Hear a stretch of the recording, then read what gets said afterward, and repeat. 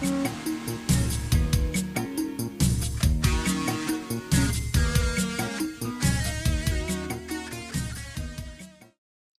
everybody, and welcome to Neuroscientists Talk Shop, UTSA's Neuroscience Research Podcast.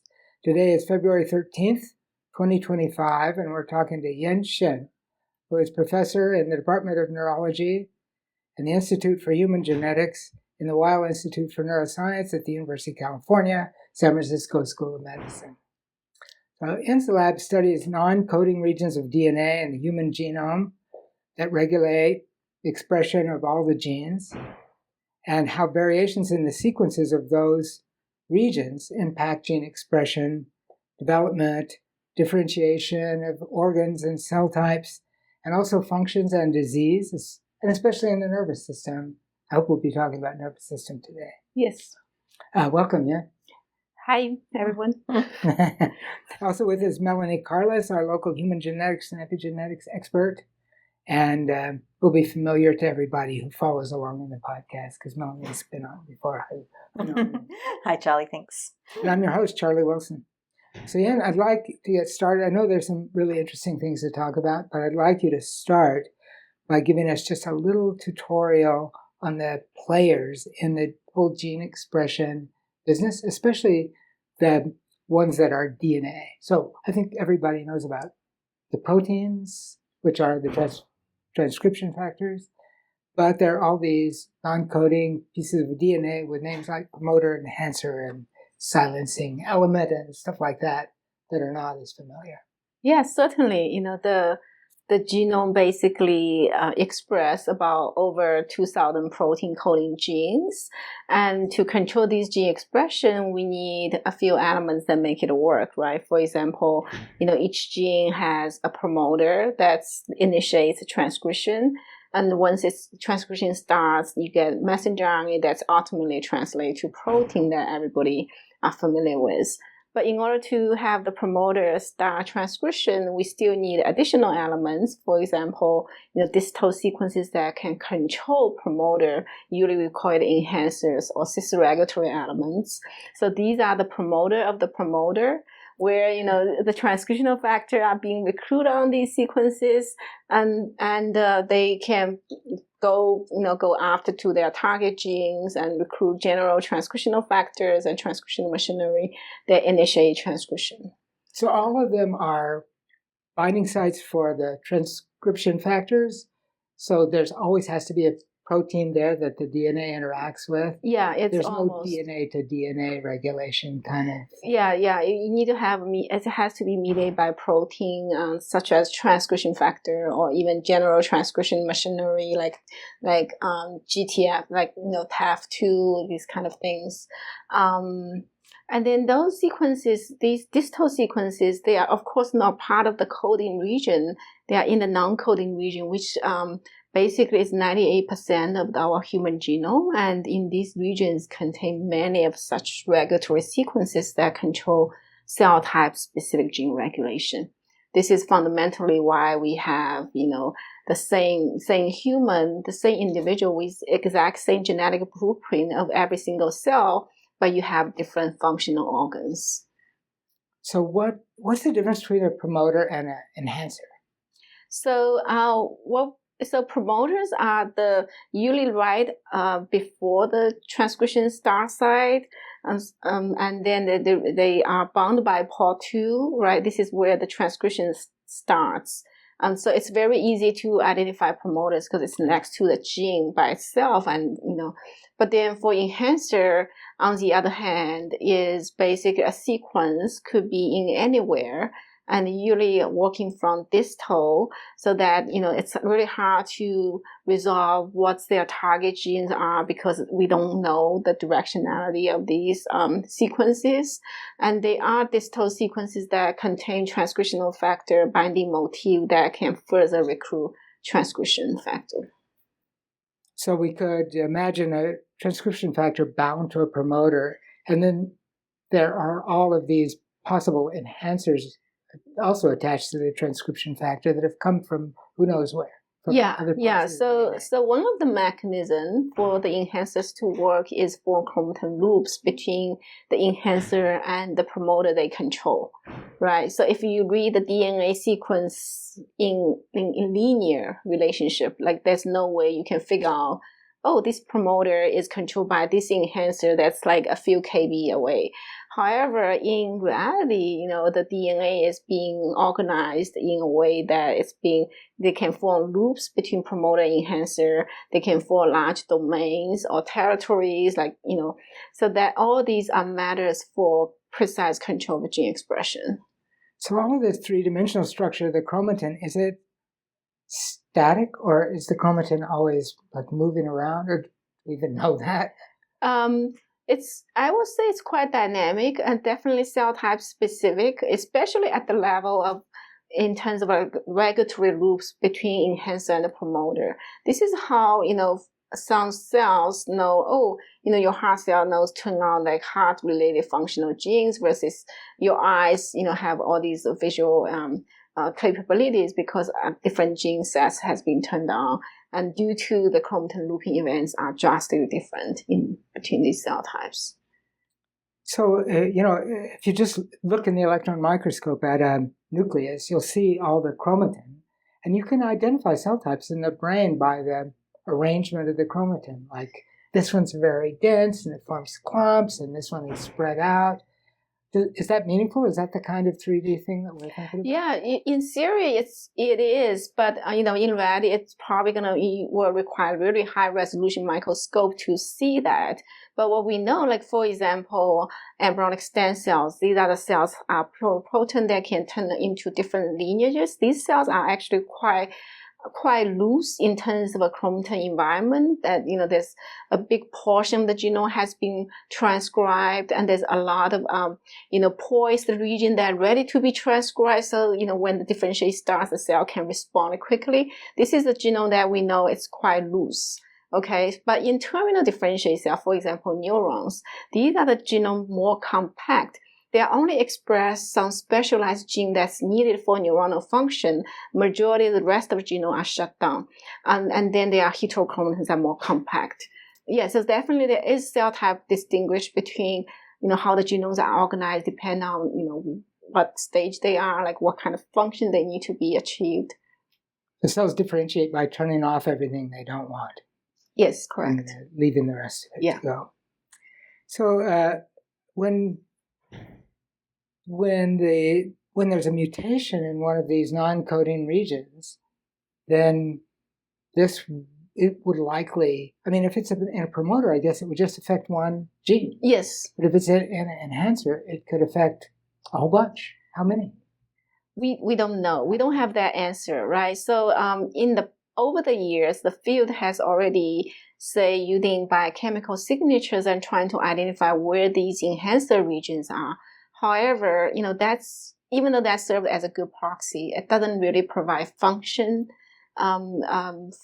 results, right? We don't know, like enhancer could regulate multiple genes, or multiple genes could be one gene can be regulated by multiple enhancers, or could this happen? This is very complex.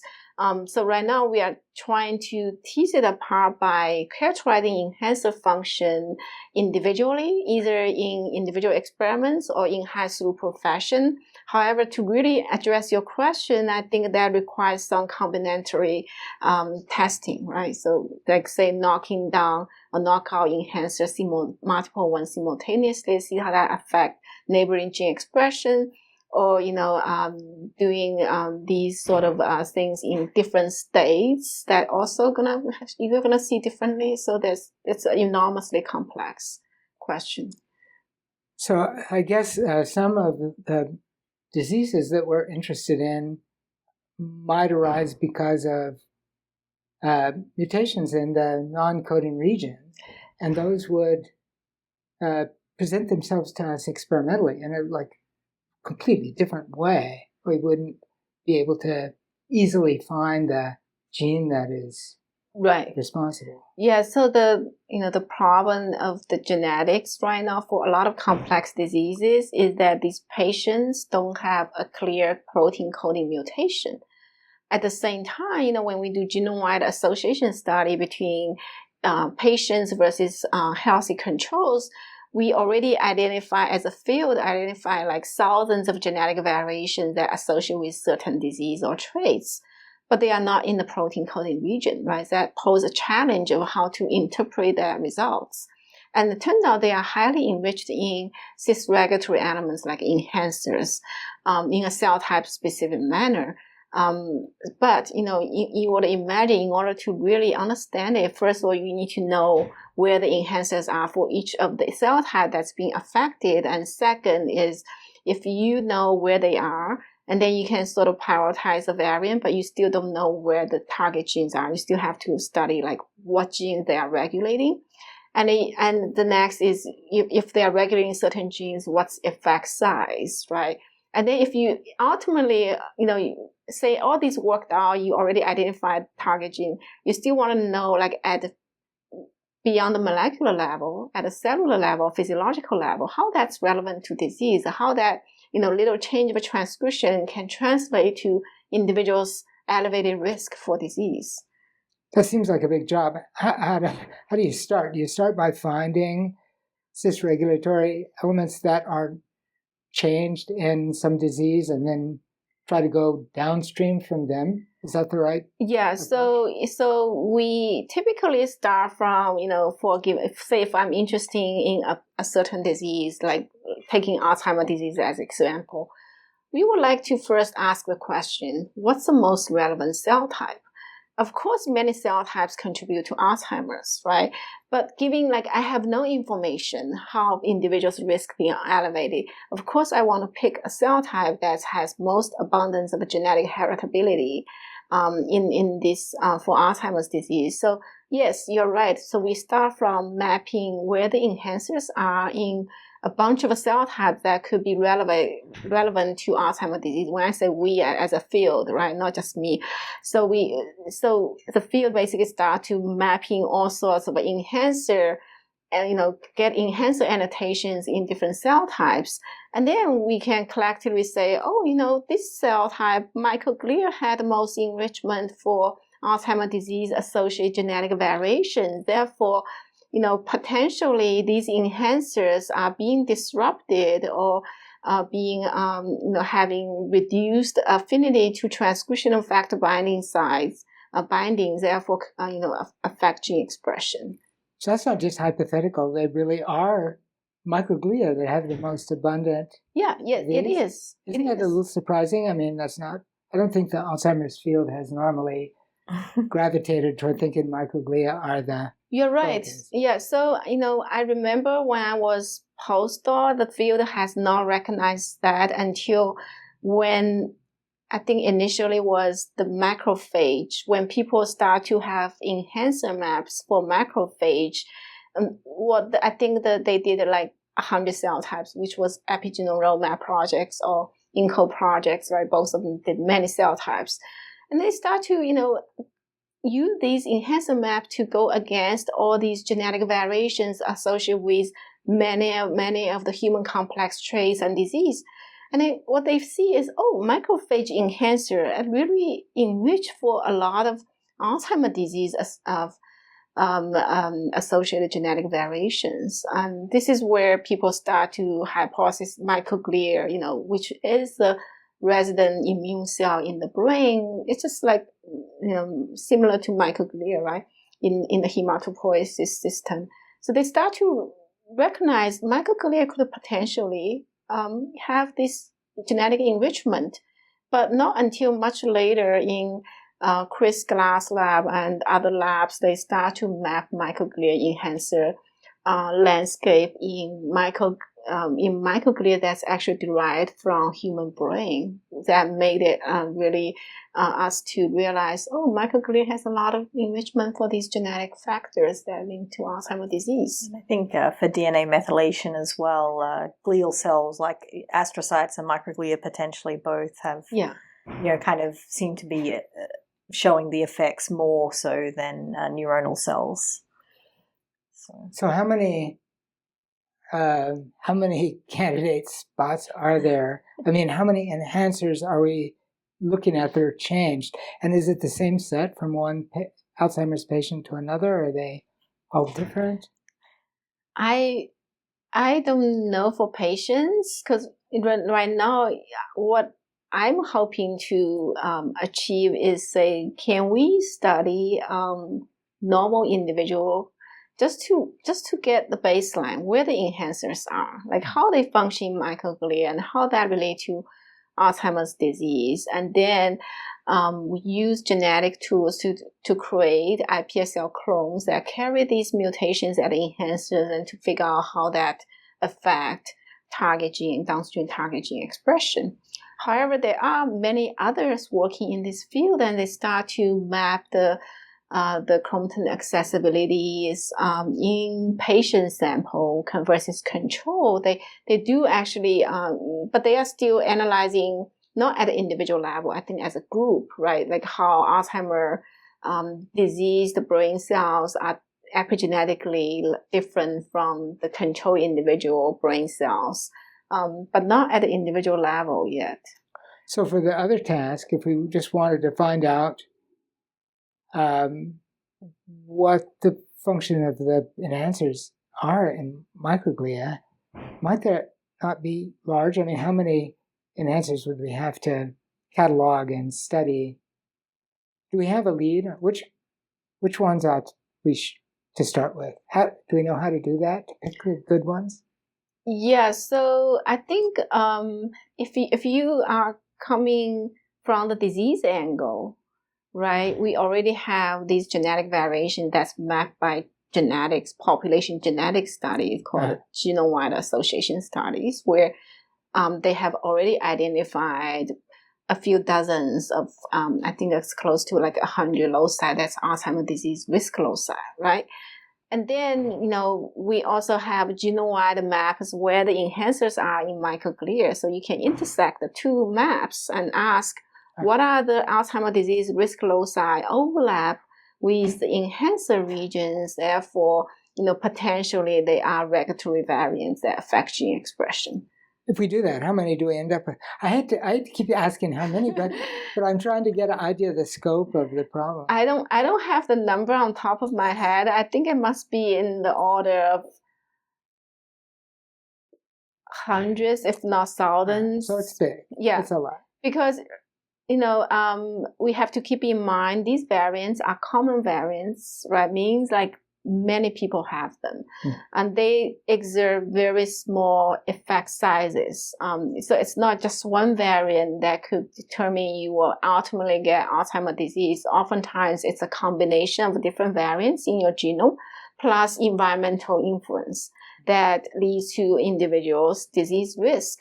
So it's not like you have these monogenic disease mutations that, you have a mutation, it's almost certain you're going to follow the classic Mendelian, rules that you're going to get that phenotype. It's not that the case. Variants that, increase risk by a very small amount, and the variants that one person has with Alzheimer's disease are going to be different to what someone else has with the same disease potentially.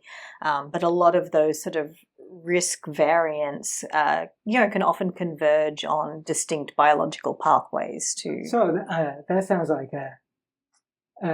it was very discouraging for a moment what you were saying. Not really encouraging. The convergence onto something, like if there's a lot of different ones, each one makes a small contribution, but they're all have in common that they're controlling some particular physiological function. Or potentially multiple physiological functions. Right. That's why we try to identify target genes for enhancer that contain Alzheimer's disease variants, because the reason, is we want to know what are the biological processes that can be affected. So what's the strategy for that? Can you just remove an enhancer and then look at the phenotype the way you can with the gene? I don't see that as an effective strategy, because I said, each of the variant contribute very little to the risk factors, right? What I see the value of this work is, first of all, it helps us to have a better interpretation of the human genome, which is basic science, right? Mm-hmm. And second is you can basically calculate individual, if it's all well characterized, right? In ideal situation, you can calculate individuals' risk based on their genome sequences, and this way you will be able to identify people in general population who are at a high risk, who are at a low risk, right? This allow them to maybe adopt a better lifestyle to delay the onset of disease, or getting them monitored so they get treatments earlier, which could be much more effective than you go to clinic much later in your disease progress. So that's and ultimately, like Melanie mentioned, if we were able to identify convergence of pathways, that potentially give you therapeutic targets on that pathway instead of manipulating individual enhancers, because they are just not they're not overall exerting like overall big effect size on disease risk. So is there are there promoters and enhancers and everything that control transcription factor transcription? I'm starting to think about transcription of transcription factors. Like, what controls the transcription factors? Oh, their own promoters and enhancers. and then their transcription factors. Yes. This transcription factors all the way down. Yeah, you can have kind of these like master regulators. Yeah, like for example, in the gene regulation field, people has a term called pioneer factors, right? So these factors actually have chromatin remodeling capacity, can go in and remodel the chromatin from repressive to active chromatin state. That way, once the chromatin is opened up, the DNA gets exposed, then other transcriptional factor can come in and bind, potentially turn on the genes, could be another transcriptional factor, right? Or other protein genes. So I'm starting to imagine a kind of hierarchy of transcription factors, where this one would have its effect by turning on a bunch of others. Yes. And then it's a cascade event. There would event. be a master transcription factor somewhere that could click on a cell type, maybe. Yeah. Will we ever discover that? I mean, there are a lot of transcription factors too, right? Yeah, I think there are people doing like gene regulatory network analysis in that area, which I don't do. Like they're talking about a lot of like trans effects, like how transcription factor binds to their targets and stuff like that. Yeah. I think there are people doing like co-expression network. This kind of computational analysis help you to understand how things work in a network. Because we're used to think about there's a constellation of transcription factors and various epigenetic controllers that create a cell type, brain microglia or excitatory neurons. Mm-hmm. And then there's probably ones that control the whole tissue. This is heart. This is brain, right? Is that right? Do you think there is? Tissues, when you say tissue, could be really complex, right? Even though you think heart has, mostly our heart muscles, but you still get like other cell types. Yeah. So I think. So I'm thinking about constellation of cell types the same way we maybe early on during the lineage specification, right? There are like particular transcription factors were important for the lineage specification for multiple like sublineages, but then the further along you are in differentiation in development, then it gets more specialized in terms of transcriptional factor function.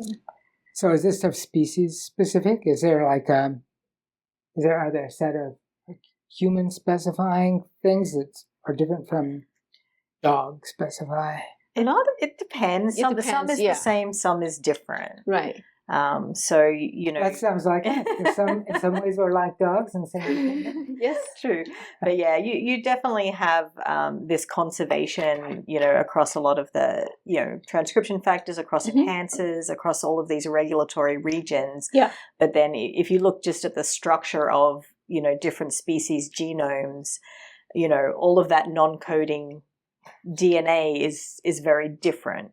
Sort of across the species, and so there's this opportunity for this individual DNA regulation. Is what makes humans stand out again. Yes, So all of this. I mean, we probably all grew up in the era where we heard about junk DNA, and we were taught that half the, most of the genome is this junk DNA. 98%. Yeah, 98%. Yeah. But now we know that no, it's not junk. It's kind of what helps to regulate everything. Yeah. And there's probably a whole lot of functions we still don't even have any idea about. Yeah. So many years ago, we did a conservation study of protein coding region like exons, right? We get a conservation score across multiple vertebrates. And then we also did that for enhancer regions. And definitely enhancer is less conserved compared to exon regions. But there are regions that's highly conserved, I have to say, not only at the DNA sequence level, but also at the epigenetic level. Like, for example, if you compare like a heart gene that's in a conserved pathway, not only the gene expression is very similar, but also the declaration of the biochemical signatures like histone modifications nearby for enhancers are also very similar.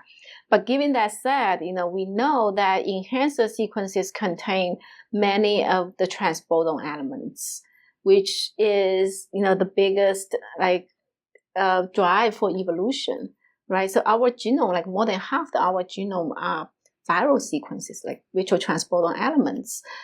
They are highly enriched in the enhancer regions.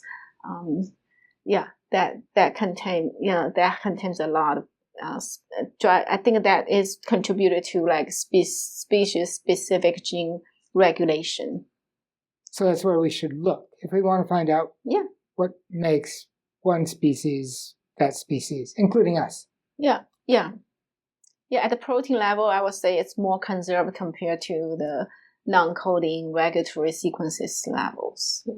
So if that's where we should look, somebody's looking. What do we know about that? I'm not the person who are looking like my friends or other colleagues that they are really actively looking how transposon elements are play a role in evolution, in gene regulation, and these sort of things, even in Alzheimer's. So how about identifying the specific sequences that are human, that are uniquely human? Mm-hmm. Is that something people have done? Do we have a catalog of human specific sequences? This has been done for many years. From my colleagues, Katie Poland's early pioneer work, they did a computational alignment, right, across multiple vertebrates. And what they noticed is that the sequence, there are many sequences that are highly conserved, except when the human divergence between human and the other primates genome. So in the case there's a rapid evolution, accelerated evolution in the human genome, makes us very different from the other primates. So these sequences, last time I checked, is about like over more than 3,000 of them. Okay, so they are mostly in the non-coding region, still remain to be large characterized. So some of the non-coding region, we know what it does, right? Like enhancer or promoter. Yeah. But some of the non-coding region is still completely mysterious. Yes, certainly. We don't know. Feel like calling it junk anymore, but we don't know what it does. Yeah, that's for sure. Yes. So it's a large proportion, right? It's like a very large proportion. It is. It's so we consider we might have up to 1 million of such regulatory sequences in the non-coding region that controls about 10,000 genes. More controllers than there are, I think. Yes. Sounds like it sounds like regular work. There's more managers than anything else, right? Yeah. Great. Well, and thank you very much. Yeah, thank you, Charlie. For joining us. That was really cool. It was great. Melanie. Thank you, Charlie. That was fun. And this has been Neuroscientists Talk Shop.